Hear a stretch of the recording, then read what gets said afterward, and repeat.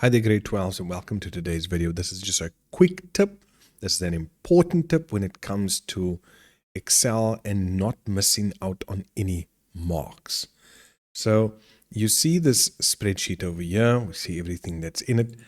Let's say that I want to insert a formula, but I can't remember exactly how it's going to function, how it's going to work.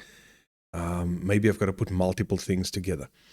I want you to remember this. If I go equals count, right, and I just highlight these three cells, hit enter, it's going to give me my answer, correct?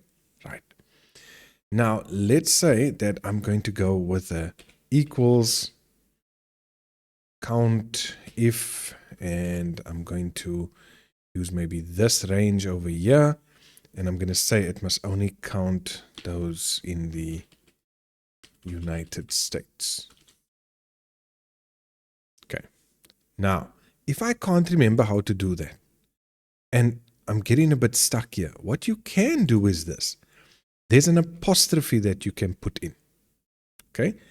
Now, watch what this apostrophe does when I hit enter. It leaves it as text.